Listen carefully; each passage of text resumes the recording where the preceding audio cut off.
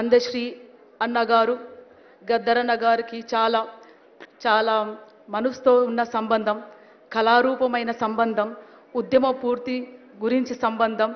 అట్లాగే ఇద్దరు అప్పుడప్పుడు తమ సిద్ధాంతాల గురించి కూడా చర్చించుకుంటూ డిఫరెన్సెస్ మాట్లాడుకునేవాళ్ళు. మేము అదృష్టవంతులము, ఎందుకంటే ఎంతోమంది కళాకారులు, మేధావులు, అమరవీరులు, ఉద్యమకారులు వచ్చి ఉన్న ఇల్లులో మేము పుట్టి పెరగడం మా జన్మ సాకృతమైంది.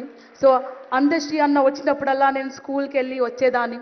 అందశ్రీ అన్న గురించి, అందశ్రీ అన్న కోసము ఒక చిన్న, అందశ్రీ అన్న అనగానే నాకు ఏమనిపిస్తుందో అదొక చిన్న 2 మాటల్లో మీకు అందజేస్తాను.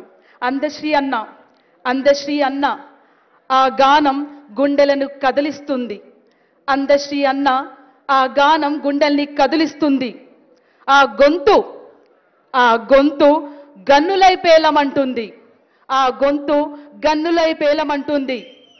మొనగాడు ఎవడ్రా మొనగాడు, ఎవడ్రా మొనగాడు అంటూ ప్రశ్నించినప్పుడు, ఎవడ్రా మొనగాడు అన్నప్పుడు ప్రశ్నించినప్పుడు మనసులోంచి, ఈ మనసులోంచి, ఈ మనిషిలో ఒక మనసున్నది, ఈ మనుషులో ఒక మనసున్నది, ఈ మనిషిలో ఒక మానవత్వం ఉన్నది అని నిజంని వెలిగింపజేసిన అందశ్రీ అన్న వెలుగుని ఎప్పుడు వెలిగిస్తూనే ఉంటాము.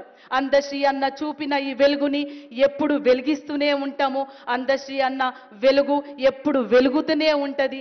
అందశ్రీ అన్న గారికి జోహార్లు, జోహార్లు.